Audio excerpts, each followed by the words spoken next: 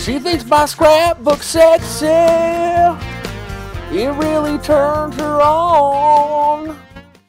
Okay, so women come up to me all the time and say, "Hey Cleetus, how do you store all your paper?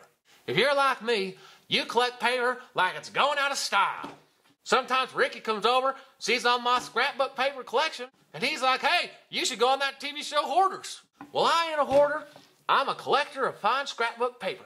When it comes to scrapbook storage, there's a whole lot of options out there. Well, on today's tip, I'm going to show you how you can use an everyday container to store your scrapbook paper. Ooh, mama. Ooh. Ooh, that's so nice. Look, I like my pizza as fancy as I like my pattern paper.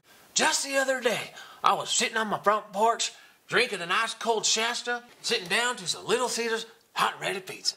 After finishing it, I started taking a gander at the box. Looks like they got franchise opportunities available. I started checking it out and said, "Hey, that's pretty square. That's pretty solid cardboard." Everybody knows that scrapbook paper comes standard 12 by 12 inch square. So I done took out measuring tape, measured that across, darn tootin', that's 14 inches. I done took that box, ran into my studio, took out some of the new October afternoon paper I just picked up, opened her up to see if she'd fit, and look at there, perfect fit. It even got 2 inches on the side for some wiggle room. That's when lightning done struck my brain. I like to use that term sensibly because lightning killed my great-grandpappy. Step 1, take out about a week's supply of leftover Little Caesars boxes. Okay. As you can see, being 14 by 14 by 2 inches square, made of solid cardboard, these suckers stack up pretty nice. I'm sure you're wondering, "Hey Cleetus, how are you going to keep them organized?" As you can see here, I've got them all labeled in alphabetical order. Go ahead, got one from American Crafts, Basil Basics, Basic Gray, die cuts with the View. That one was too long, so I cut it off. Dear Lizzie, which her new line comes out January 2012. I got about 75 more pizza boxes, all labeled just the same. Ugh, go down there. Now I'm sure most of you cautious scrapbookers are concerned about two major things. Number one, is it acid free? Well, the only way to test if this thing is acid free is give it the old acid test. Go ahead and find any piece of the box, give it a little lick. After you lick it, wait about 2 minutes, and if you're not hallucinating, this sucker's acid free. Nuh-uh, no hallucinations yet.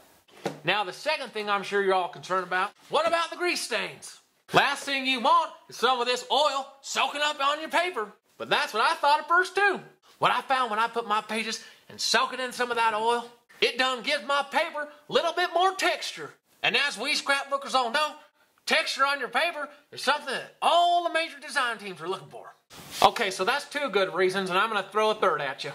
You need something to make your layout set apart from the others. Make it unique. Catch people's attention.